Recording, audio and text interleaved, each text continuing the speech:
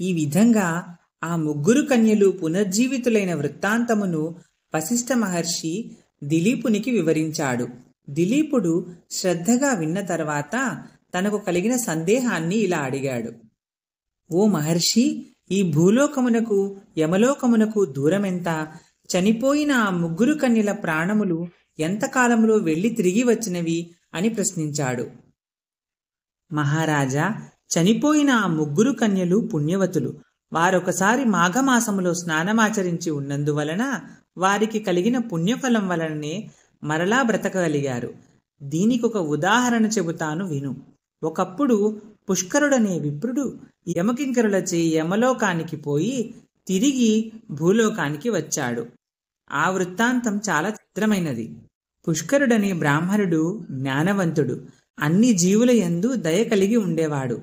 అతడు ప్రతి మాఘమాసంలోనూ నిష్ఠతో స్నాన జపాలు పుణ్యకార్యములు విడవకుండా చేస్తాడు.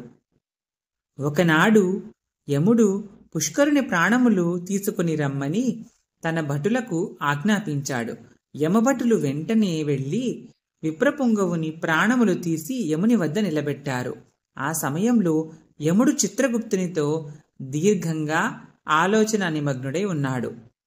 భటులు తోడ్కొని వచ్చిన పుష్కరుని వైపు చూడగా పుష్కరుడు బ్రహ్మ తేజస్సుతో ప్రకాశిస్తున్నాడు.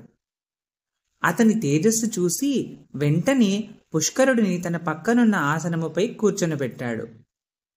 యమభటుల వైపు తిరిగి, ఓ యమభటులారా, పుష్కరుడనే పేరుతో ఆ గ్రామములో ఇంకొకడు ఉన్నాడు. అతడిని తీసుకురాకుండా ఈ ఉత్తముడిని ఎందుకు తీసుకువచ్చారు అని అన్నాడు. యముడు పుష్కరుడిని తిరిగి భూలోకానికి పంపించాడు.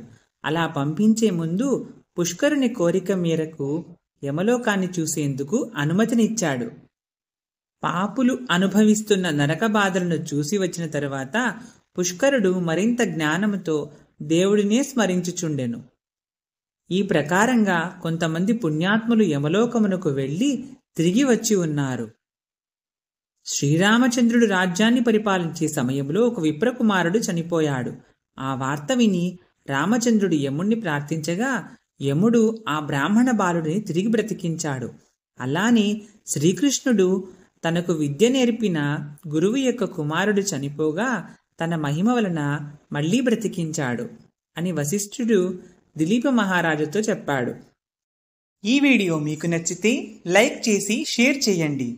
ఇలాంటి మరిన్ని వీడియోల కోసం ఈ ఛానల్ని సబ్స్క్రైబ్ చేయండి.